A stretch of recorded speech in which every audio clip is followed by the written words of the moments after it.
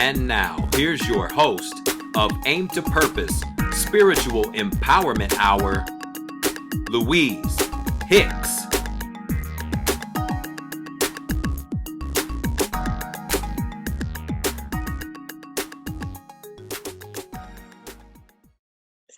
Hello, everyone. How's everyone today? I hope everyone is doing great. It's a beautiful Sunday afternoon and the last one in the month of September. I'm excited about coming to you live today. I am Louise Hicks, your host of Aim to Purpose Spiritual Empowerment Hour. And I have a great show for you today. We're going to be discussing some great things. And also, I'd like for you to go to my YouTube channel, Aimed, AIMED, the number 2, radio. Again, that's Aimed, AIMED, the number 2, radio. That is my YouTube channel. So please go and subscribe. There's lots of content there that hopefully will work for you and will inspire you, because that is my hope and my dream, is to inspire. And usually I will share with you the reason I started this show back in January, this podcast. I really started it to help elevate my community, the Black community. And as a Black woman, 71, I wanted to do something constructive because I've lived quite a few years on the planet here, and I've seen a lot, I've done a lot, I've experienced a lot. So I figured, hey, I have something to share here. So today, let's talk. And let's talk about social manipulation. Is this culture that is going on today in the Black community, how is it impacting us as Black people today? Social manipulation.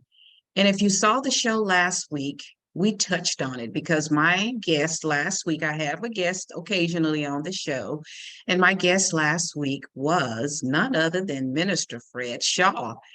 And he talked about a little bit about social manipulation, and I thought I would continue. But last week, basically, we talked more about mental health. And the reason I've really been sharing a lot with you about mental health is because of my son, David, whom I have spoken about multiple times, letting you know and keeping you abreast of what's going on with him. And it has been challenging since he was 14, and he's now 41, because if anyone has been following me, you know that my son David was diagnosed with a rare bone cancer at the age of 14. And since that time, for about 25 years, I've been fighting a challenging battle because of my son, to help him to better deal with the deck of cards that he was dealt with, which was a rare bone cancer, osteogenic sarcoma, when he was age 14. And anyone who has had someone in their family or a loved one to deal with cancer, I'm sure you know how devastating this can be, particularly with a young boy at the age of 14 who is very academically smart, and I have to give that to him. He was very athletic. He played baseball, he played football. In fact, he played multiple positions in football. He played quarterback, he was a wide receiver, and another position in which I don't recall at this time. So David has really, after the cancer, I can say he has had so many challenges.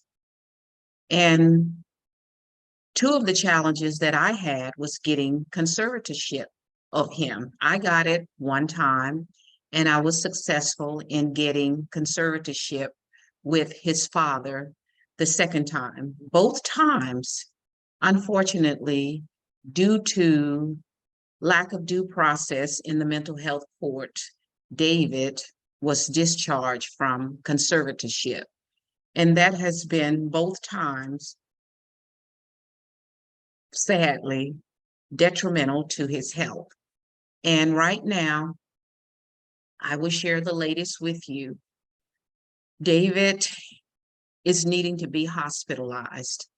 I have written our President Joe Biden, Vice President Kamala Harris, and the Governor of California, Gavin Newsom, as well as all the other politicians, local, the Board of Supervisors, the senators, the local mayors of Norwalk, California, Downey, California, because those are the jurisdictions where David is and where we reside when I'm not in Texas.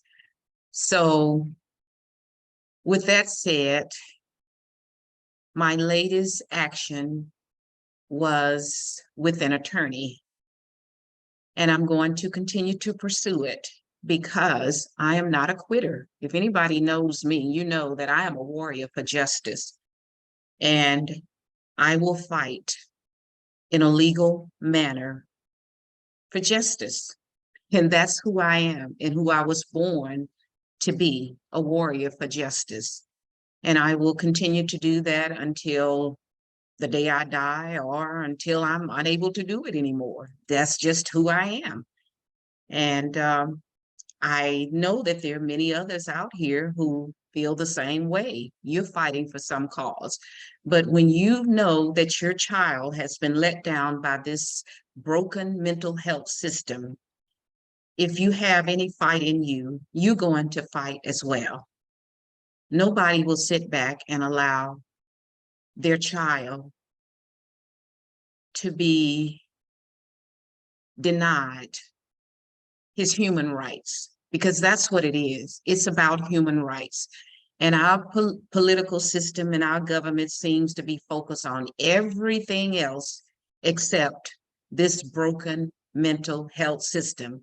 And I'm going to have Minister Fred Shaw back on again because he is with the Citizens Commission on Human Rights, and he's done a lot over the years as well to get some policy changes within the broken mental health system. And he has gotten some policy changes. However, we know that there has to be more policy changes to help those who do not have a voice. And many of these mentally challenged people do not have a voice.